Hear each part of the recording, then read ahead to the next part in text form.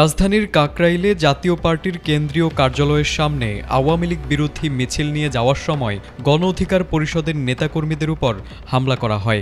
শুক্রবার রাতের ওই ঘটনায় দলের সভাপতি নুরুল হক নূর এবং সাধারণ সম্পাদক রাশেদ খান সহ অন্তত ৫০ জন নেতাকর্মী আহত হন। সামাজিক যোগাযোগ মাধ্যমে হামলার ছবি ও ভিডিও ছড়িয়ে পড়লে লাল টি শার্ট পরিহিত এক ব্যক্তিকে নিয়ে সৃষ্টি হয় নানা আলোচনা। ভিডিওতে দেখা যায় লাল টি শার্ট পরিহিত সেই ব্যক্তি গণ অধিকার পরিষদের এক নেতাকে বেধড়ক পেটাচ্ছেন।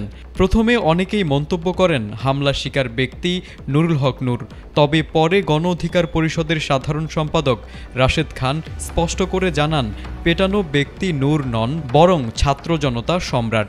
ওয়ালটন টেলিভিশন মাত্র ২৫,৪৯০ টাকায় পাচ্ছেন গুগল টিভি। এ ঘটনা নিয়ে ধোঁয়াশা সৃষ্টি হয়, বিশেষ করে হামলাকারীর পরিচয় নিয়ে। শনিবার সকালে রাশেদ খান একটি ফেসবুক পোস্টে দাবি করেন লাল পোশাক পরা হামলাকারী পুলিশ সদস্য মিজানুর রহমান। সেই সাথে তার বিপি নম্বরও উল্লেখ করেন ওই পোস্টে। তিনি বলেন, ভিডিও দেখে বিভ্রান্ত না হয়ে প্রকৃত হামলাকারীদের চিহ্নিত করা প্রয়োজন। এর আগে রাশেদ খান আরও দাবি করেন সেনাবাহিনীর সদস্যরাই নুরুল হক নূর ও অন্যান্য নেতাকর্মীদের উপর হামলা চালিয়েছে। তিনি বলেন, লাল পোশাক পরিহিত ব্যক্তির উপর দায় চাপিয়ে প্রকৃত হামলাকারীদের দায় এড়ানো সম্ভব নয়। Desk report, ATN Bangla.